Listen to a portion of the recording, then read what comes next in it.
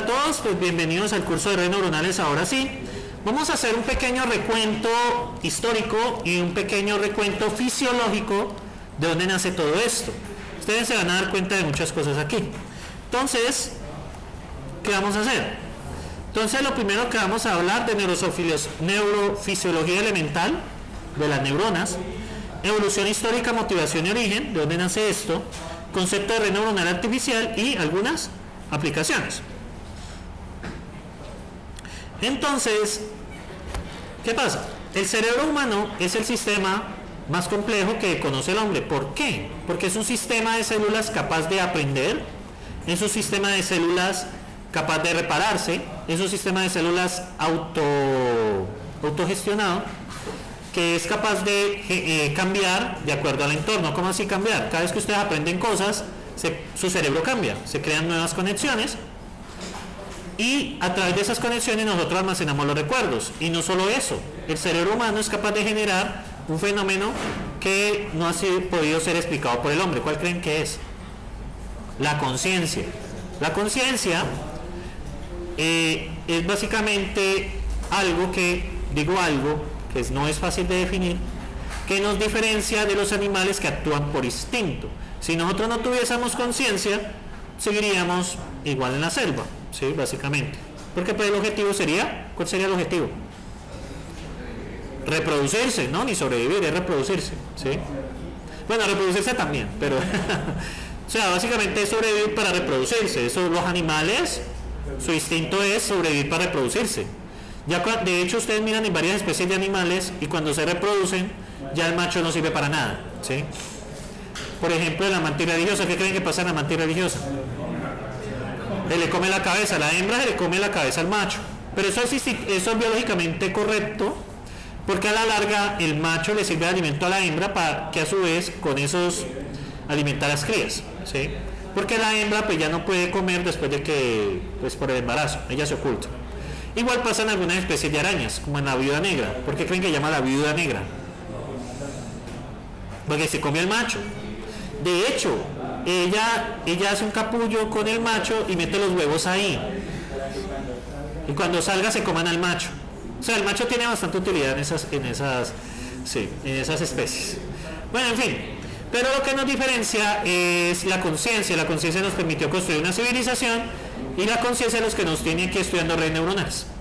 Bueno, realiza diferentes tareas. ¿Qué tarea realiza el cerebro?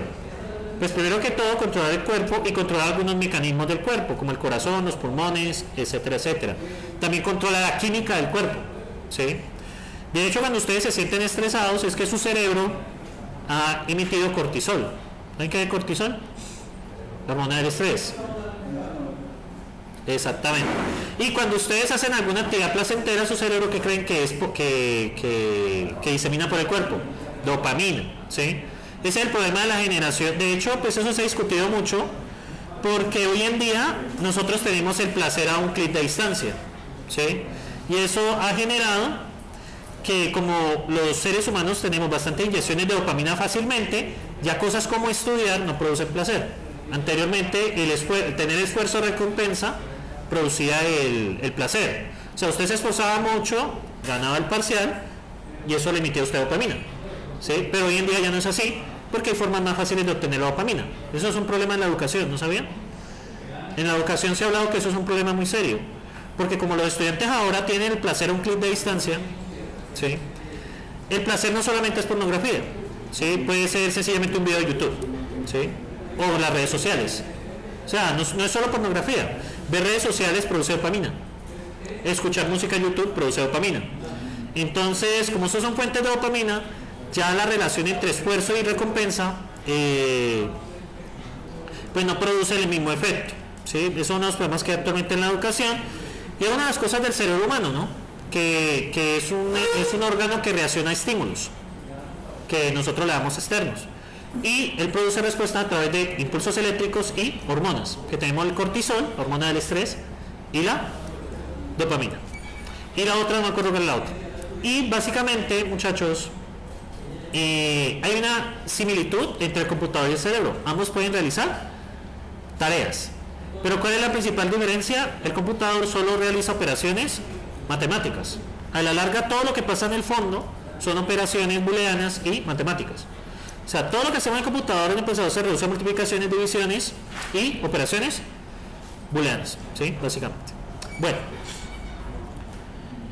y este es el modelo de la neurona, ¿sí? La neurona pues tiene varias cosas. Lo primero es, tiene unas entradas que se llaman dendritas. Las dendritas reciben como entrada impulsos eléctricos, ¿sí? Ellas reciben impulsos eléctricos. Y en el núcleo de la neurona se puede mirar que el núcleo se encarga de sumar esos impulsos eléctricos. ¿Sí? Realmente hay una suma de esos impulsos eléctricos y hay una reacción química. Hay una transformación mediante un proceso que se llama electrolisis, que transforma los impulsos eléctricos en impulsos químicos, ¿sí? Y el axón es la conexión entre pues, la salida de neurona, que es como la vaina, y la salida son axones, ¿sí? Entonces, ¿qué pasa? Los axones terminales van conectados a otras neuronas. Y este cuerpo produce un cambio químico eléctrico. Entonces la salida de la neurona es un impulso eléctrico. Y ya van a ver cómo vamos a transformar esto en un modelo. Igual que está explicado. Entonces, el soma o cuerpo del cual se produce la energía por el funcionamiento. Las dendritas tienen la función de recibir los impulsos. ¿Dónde vienen los impulsos? De otras neuronas. Y los axones tienen la función de enviar impulsos a otras neuronas. O sea, en la neurona lo que pasa internamente, se recibe el impulso. Eso mediante electrolisis se cambia a una reacción química que produce cambios dentro de la neurona, que a su vez, a través del mismo proceso, transforma químico a eléctrico, ¿sí? Eso así es como funciona. ¿Y cuántas neuronas tiene nuestro cerebro? Se calcula que 86.000 millones de neuronas. O sea, usted está compuesto por 86.000 millones de neuronas. Ese mal pensamiento que usted tuvo ayer, pues pasó por esas 86.000 millones de neuronas, de acuerdo pues a este paper de acá. ¿Sí?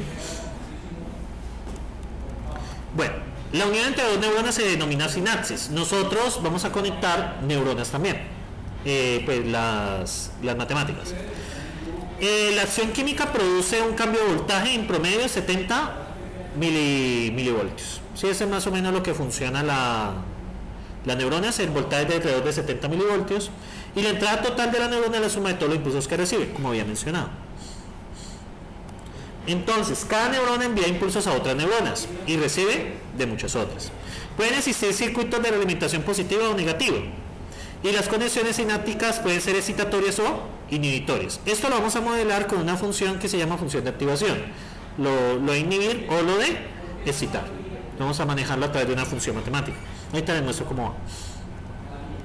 Bueno, entonces, ¿cómo vamos a coger este modelo biológico y vamos a transformarlo en algo que podemos replicar en el computador?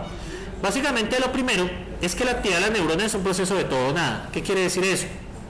Vamos a sacar 0 de salida o un valor 1, ¿sí? Es 0 o 1, ok, dependiendo de la función de activación. Es preciso un número fijo de sinapsis dentro de un periodo de excitación de la neurona, que es lo que vamos a manejar con la función de activación. La actividad de cualquier sinapsis inhibitoria impide por completo la excitación. El retorno propio del sistema es el tiempo que requiere la sinapsis, y la estructura de red no cambia con el tiempo.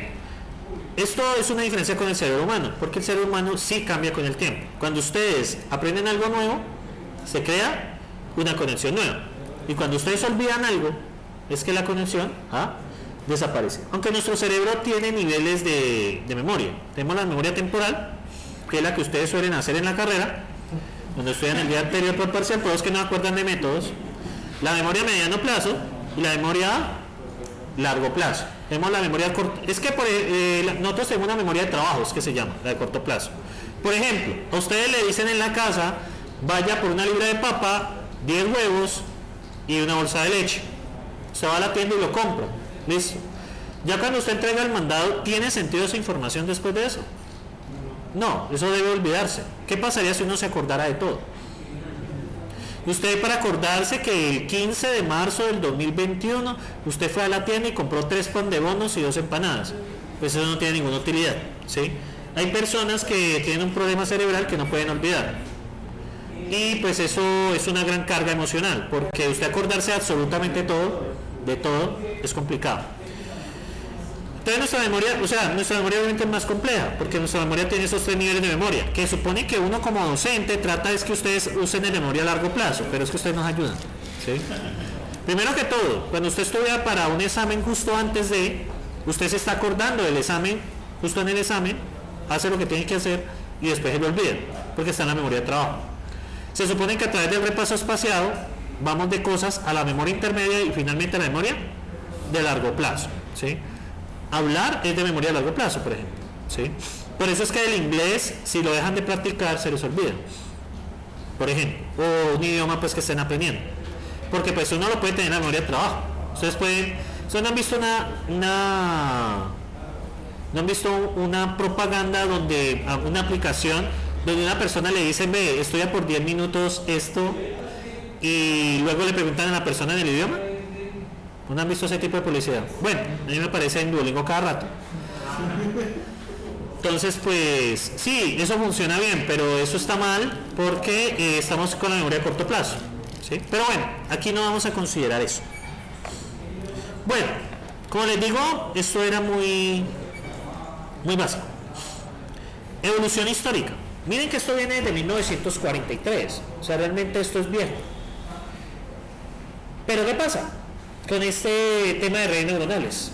Resulta que esto cogió fuerza de los años 2005, 2006 para acá, fue cuando a alguien se le ocurrió la idea del deep learning, que lo veremos al final. O sea, a alguien se le ocurrió una idea muy interesante con las redes neuronales. Vamos a ver un problema en propagación multicapa, es que cuando ya hay muchas capas, el sistema es muy costoso de entrenar. A medida que ustedes agregan una capa nueva de neuronas, eso tiene una complejidad exponencial de entrenamiento. Entonces, a medida que ustedes aumentan las capas, el tiempo aumenta exponencialmente. Entonces, no es práctico. Pero a alguien se le ocurrió una idea y creó el deep learning a través de eso, para poder optimizar eso. Pues lo veremos. Bueno, en 1943 es propuesto el modelo de red matemática, o sea, la neurona como elemento matemático, que lo vemos ahora. En 1949, básicamente, The Organization of Behavior, Head explica el aprendizaje como modificación de la sinapsis. ¿Qué es lo que vamos a hacer? Ahorita les voy a explicar cómo podemos ajustar una compuerta con una neurona. Una compuerta AND, una compuerta OR a través de una neurona. Es muy fácil. Lo podemos hacer a través de la modificación de los procesos sinápticos, ¿sí? En 1956 se propone una simulación bien formulada, un sistema de cómputo, y en el mismo año también se demuestra que se puede utilizar para clasificar patrones binarios. Entonces aquí vamos a entrar posteriormente a un concepto que se llama conjunto linealmente separable. Vamos a ver que ahí empiezan las restricciones de este modelo. Vamos a hablar de los conjuntos linealmente separables, pero bueno, eso luego lo hablamos. Evolución histórica, bueno, seguimos memoria asociativa a través de una matriz de aprendizaje, eso ya no se usa. En 1958 se introduce el modelo perceptron, y no es perceptron, no perceptron, voy a corregir eso ahora, es aquí, a ver, es acá, listo. No sé, es que esto tiene, ya, listo, entonces es perceptron, no perceptron, perceptron. Entonces el modelo perceptron es un algoritmo que nos va a permitir ajustar esos pesos para que la salida produzca algo que queremos. Y el modelo, la diferencia entre perceptron y Adeline es que el perceptron es binario y Adeline es continuo. Esa es la diferencia.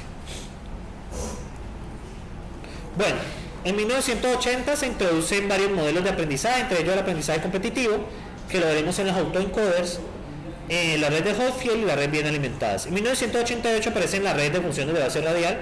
Ese tema estaba en el curso, pero se le da ahorita más fuerza a esa deep learning. Y en las dos últimas, porque han cobrado importancia con la aparición del machine learning, ¿sí? Con la aparición del deep learning.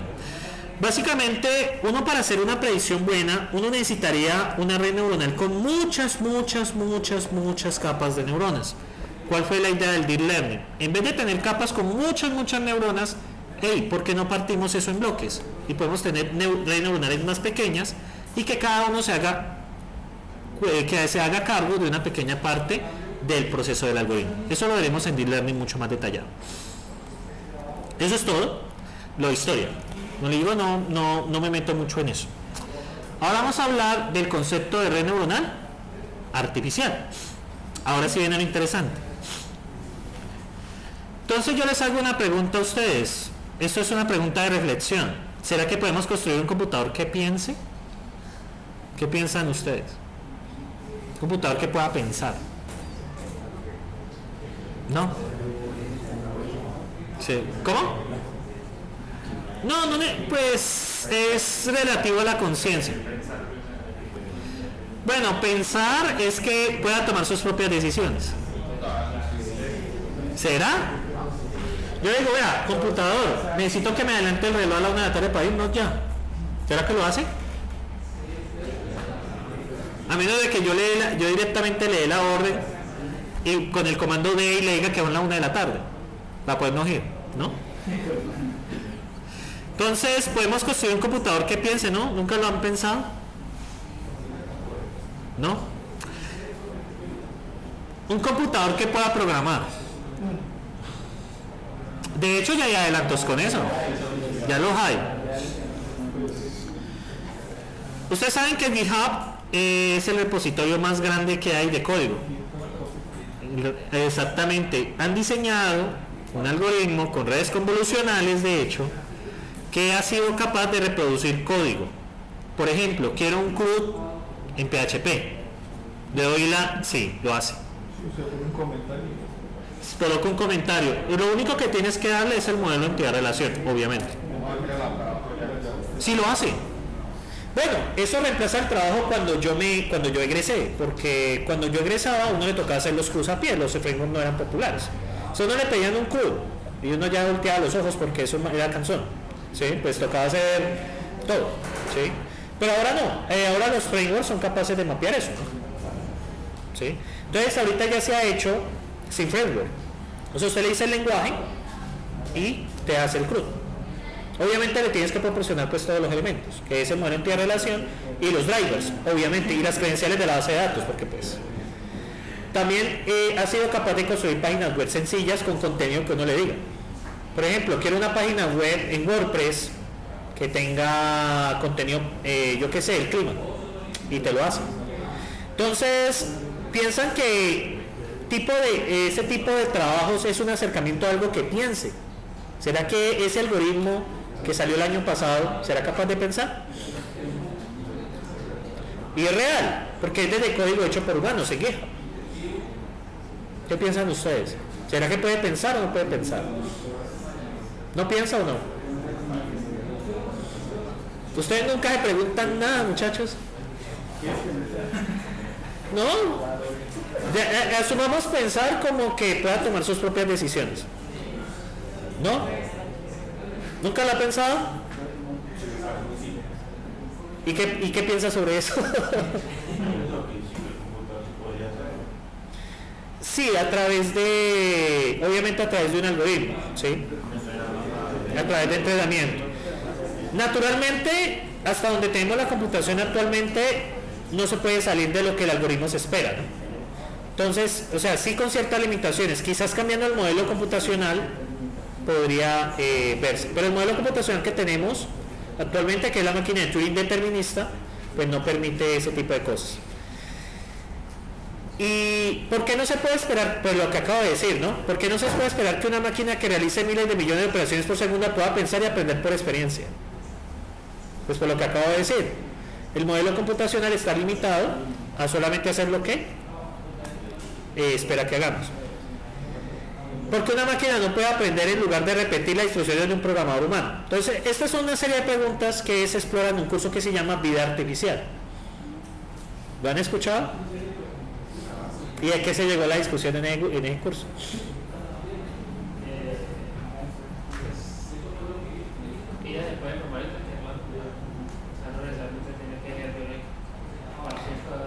Sí.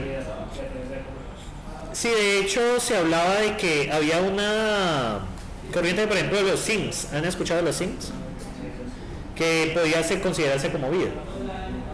Pero uno cierra la partida y los mata. Yo lo que solía hacer con la señora Calavera que era calavera, era encerrarla en el baño. ¿Nunca hicieron eso? ¿Nunca hicieron eso? Sí. Y que se moría. Y llegaba el esposo a saludarlo a uno como si nada. Bueno, no sé si era el esposo porque uno podía seducirla a ella. ¿Sí, en serio?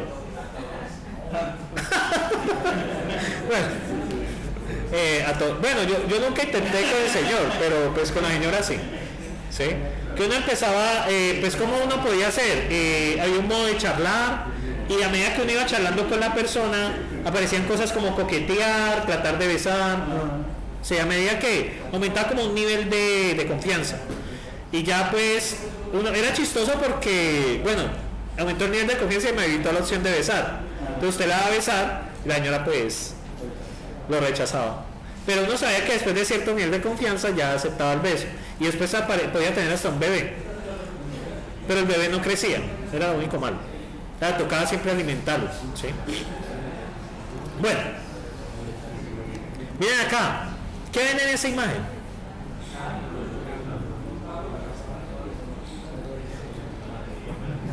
Pues yo veo un carrito amarillo. ¿Qué más? A ver, sus cerebros, ¿qué más les dicen?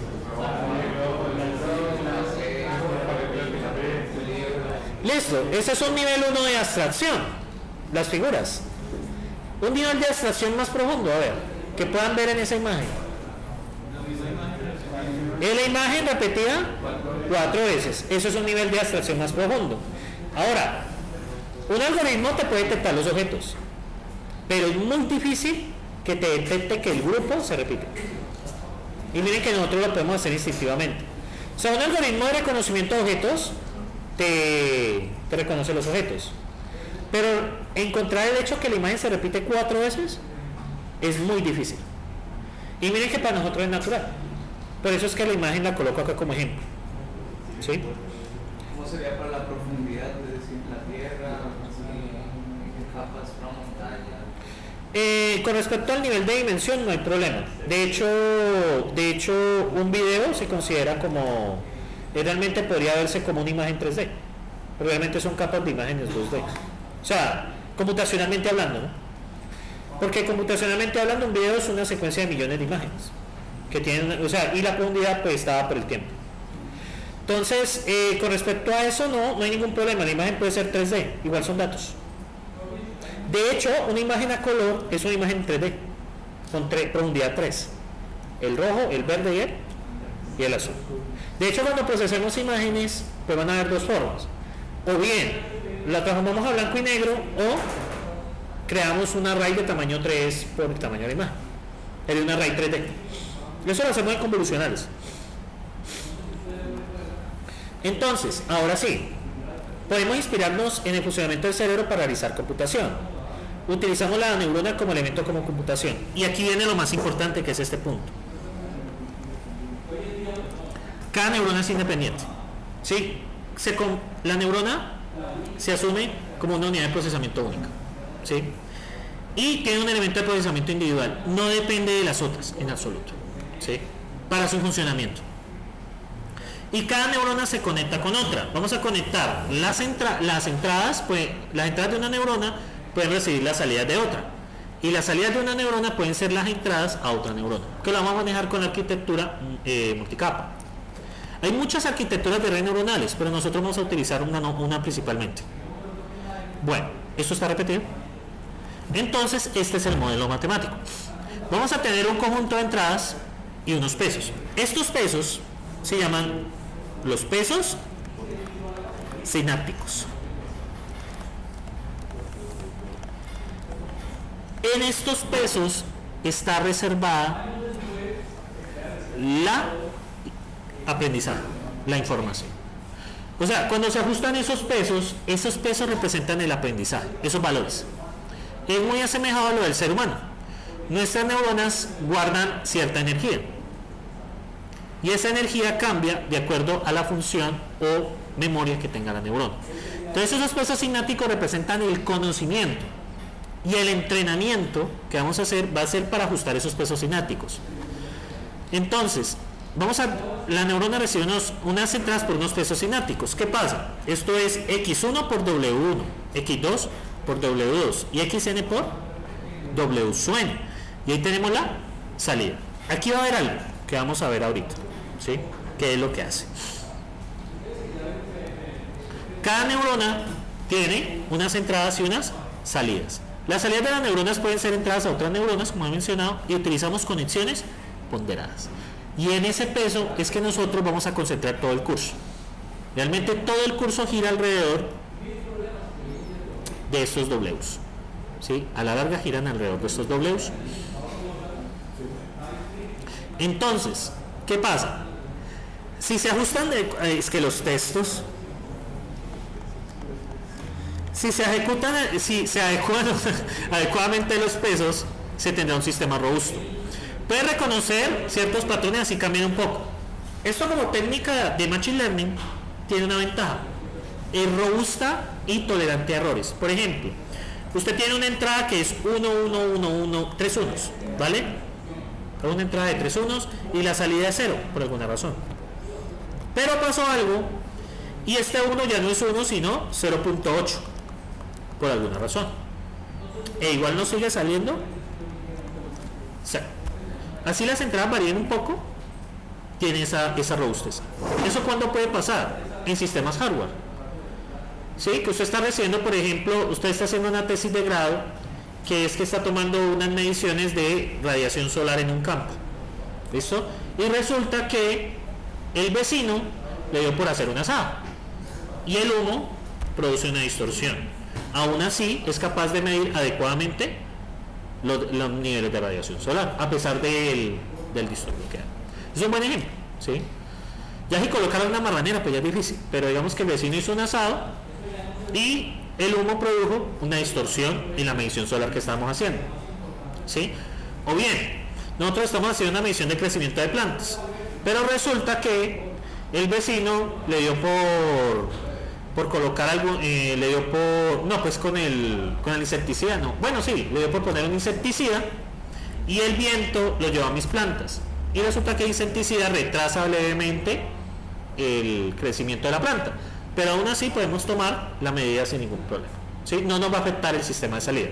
Entonces, este sistema como solución a problemas tiene esta ventaja: es muy tolerante a ruido y a disturbios en la entrada, es muy tolerante.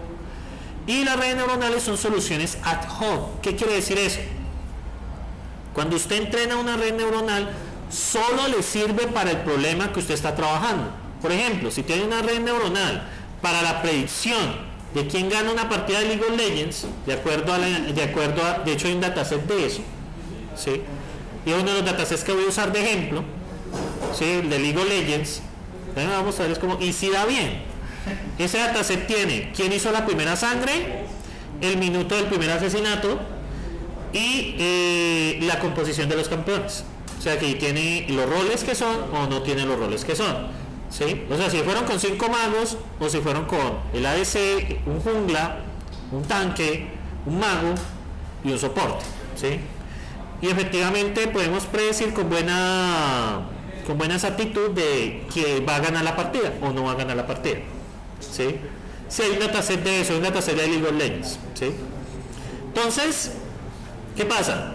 Resulta que podemos quitar, por ejemplo, un campo. Por ejemplo, nos salió una predicción buena y quitamos que ya en la primera sangre no se hace en el minuto 1, sino en el minuto 3, el minuto 2 y medio. Igual va a seguir prediciendo. Pero bueno, con respecto a soluciones ad hoc, ese dataset que nos ayuda a predecir partidas en League of Legends no nos va a servir para detectar objetos en una imagen, ¿sí? Porque los datos tienen un significado diferente. A la larga son secuencias de datos, de números, pero no significan lo mismo. Entonces la red neuronal que usted diseñó para el dataset de League of Legends no le va a servir para el de imágenes, toca un entrenamiento diferente. Eso se refiere con soluciones ad hoc. Usted lo entrena con un fin específico, ¿sí? Las soluciones que no sean por ejemplo, K-means no es un algoritmo ad hoc. ¿Por qué? Porque sirve para cualquier conjunto de datos, numéricos obviamente, ¿sí? ¿Recuerdan de K-means? En IA, ¿no? Entonces, en IA, ese algoritmo no importan los datos, igual te va a predecir los clústeres, pero la red neuronal sí no es capaz de hacer eso. Entonces tengan presente eso. La red neuronal solo está para el fin que se solicita. Miren las ventajas de la red neuronal. En arriba encuentran los caracteres que reconoció y abajo los caracteres que no reconoció. ¿Sí? Obviamente pues tenemos un 5, un 3, un 8, un 4 y abajo pues un 1, un 3, un 2. Miren que los caracteres que reconoce son 5, 3, 8 y 4. Miren que hay disturbio, porque esto no es exactamente el 5. Miren este 3, tiene un disturbio por acá. Este 8, pues hay una parte más grande que la otra. Y este 4, pues también. Aún así es capaz de reconocerlos. Pero tampoco espere que le haya a reconocer este 1. Es demasiado. O este 3. O este 2. Bueno, eso puede ser un 8. ¿Sí? O el 1 también puede ser un 6. Sí, puede ser un 6 que abortaron. Entonces, básicamente, pues miren ahí, ¿sí? Naturalmente, pues pueden aceptar datos con ruido, pero pues tampoco con tanto ruido.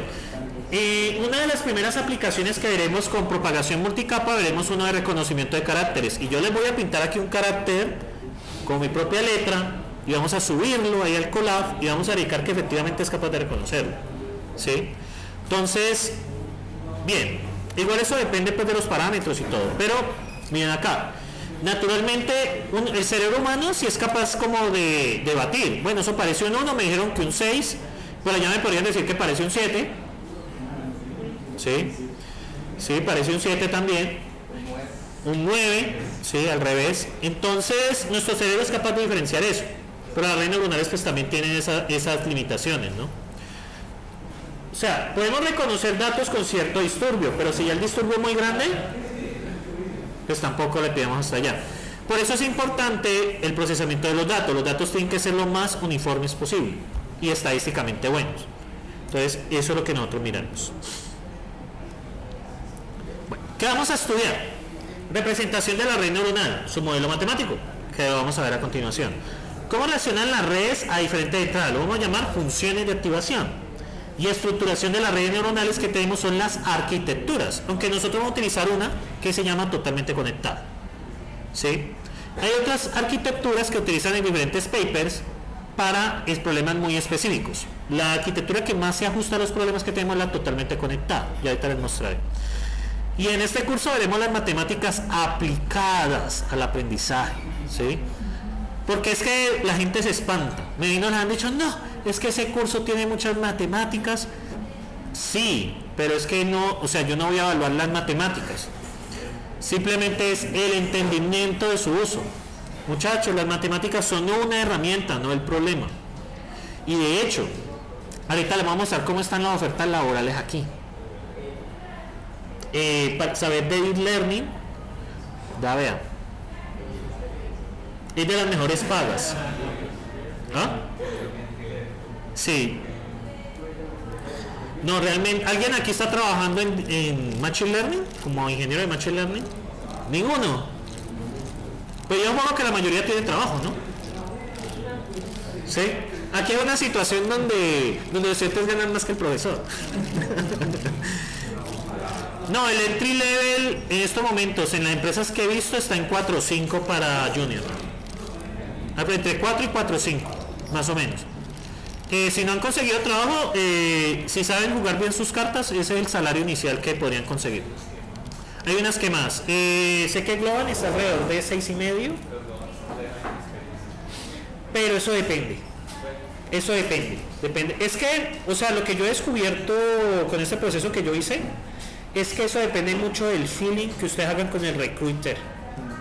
O sea, si hay feeling, o sea, si hay como coinciden, sí, tienen buena aspiración, depende mucho del recruiter, pero lo malo es que el recruiter muchas veces no es experto en sistemas. Entonces ahí depende mucho de sus habilidades, ¿cómo es que? Introspectivas, ¿cómo se dice la de afuera? Introspectivas conmigo. Externa, todo tiene un nombre, es de inteligencia. Es algo extra algo. No, extrovertido. No, extrovertido es personalidad, extrovertido e introvertido, pero eso no aplica como que usted le caiga bien a una persona o no. O sea, que usted, eso tiene un nombre, como ser, que usted le caiga bien a la gente de entrada, eso tiene un nombre. Sí, no, eso tiene un nombre, no me acuerdo. En fin, no, en este momento los trabajos de Machine Learning están, o sea, y de redes neuronales están muy bien pagos, ¿por qué? Porque se necesita y no hay muchos que sepan eso.